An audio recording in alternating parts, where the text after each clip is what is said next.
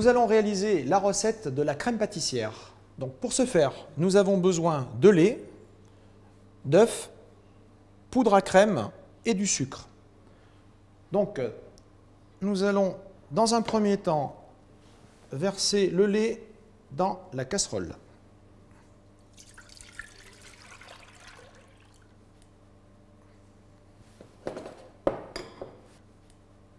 Nous allons ajouter un tout petit peu de sucre dans le lait, environ 15%. Et nous allons mettre le lait à chauffer, feu moyen,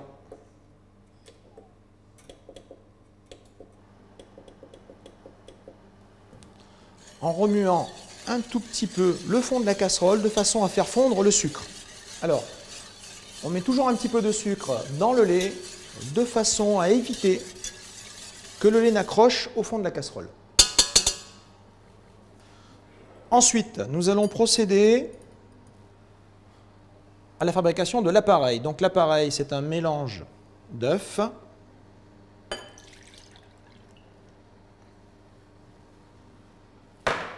de sucre, donc le restant du sucre. Donc on mélange ici les œufs et le sucre dans un premier temps. C'est un mélange qui se fait assez facilement. Voilà. Il n'y a pas besoin de monter l'appareil, hein. Il suffit juste de faire un mélange de façon à ce que le sucre soit fondu. Ensuite, nous allons ajouter la poudre à flan.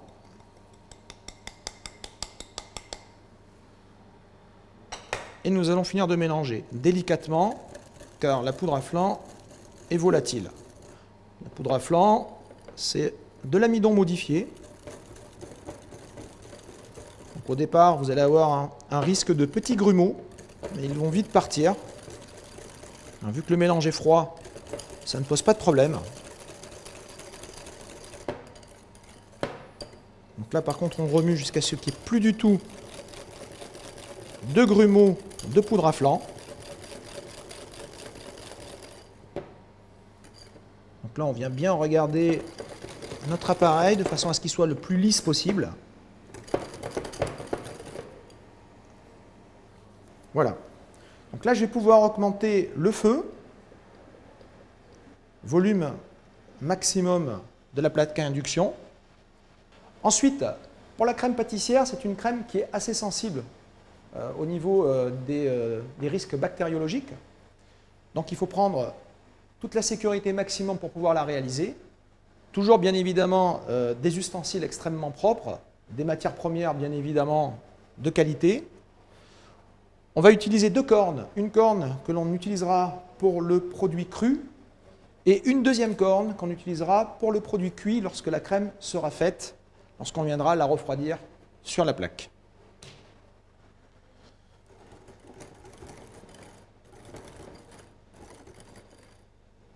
Donc là, on va devoir surveiller le lait. Dès que le lait arrive à frémissement, frémissement, ça veut dire qu'en fait, vous avez le pourtour du lait ici sur la casserole, sur lequel on commence à avoir un début d'ébullition. Donc on va devoir prendre une partie du lait pour pouvoir ici faire un pré-mélange. Voilà, on commence à avoir une toute petite ébullition. Donc on va prendre une partie du lait qu'on va verser dans notre appareil.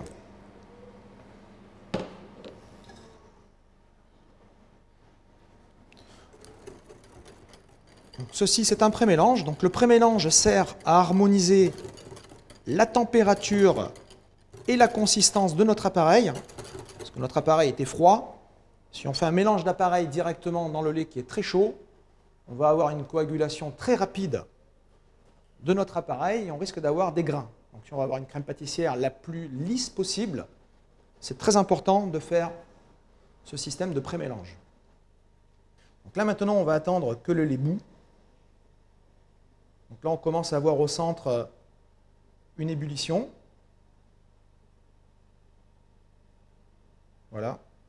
C'est important d'attendre que le lait bout, hein, parce que si vous mettez l'appareil trop tôt, vous allez passer beaucoup plus de temps à cuire votre crème et ensuite vous avez aussi un risque de faire accrocher votre crème. Voilà. Donc là, on a le lait qui bout, vous voyez. Voilà, on a une belle ébullition. Donc ce que l'on va faire, on va enlever la casserole de l'induction. On va mettre le fouet dans la casserole et on va verser en même temps que l'on va remuer.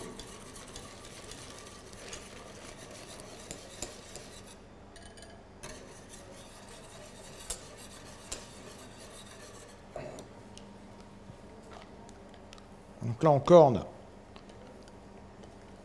l'ensemble des ingrédients.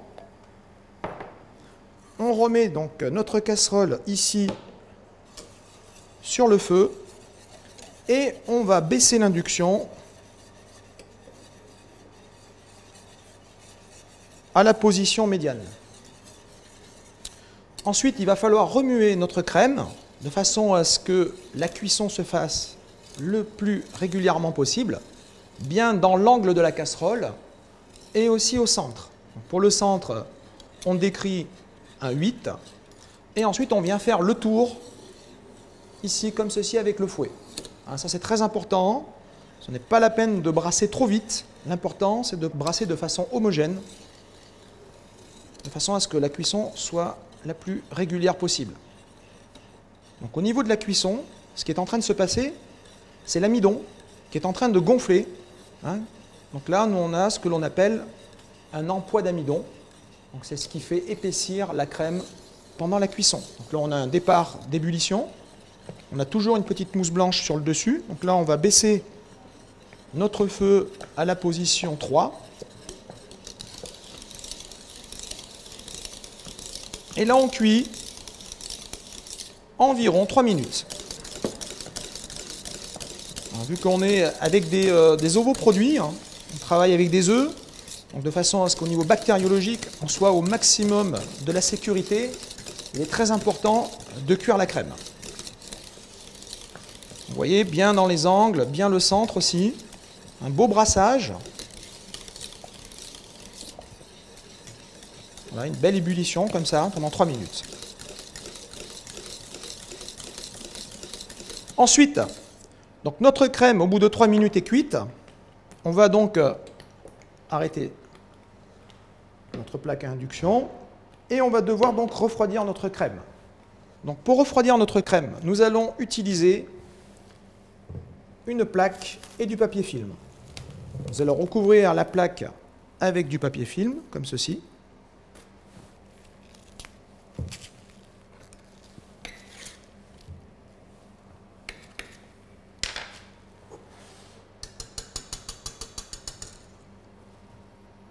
Donc là, on utilise notre deuxième corne, la corne qui est propre. Et on va verser la crème pâtissière sur notre plaque. Donc la crème pâtissière toujours de façon fine sur la plaque, de façon à ce qu'on ait le moins de volume possible pour qu'elle refroidisse le plus rapidement possible. Donc là, on vient juste l'étaler. Et ensuite, on va revenir avec du papier film sur le dessus, au contact de la crème, comme ceci. On vient chasser toutes les bulles d'air pour pas qu'on ait des risques de condensation.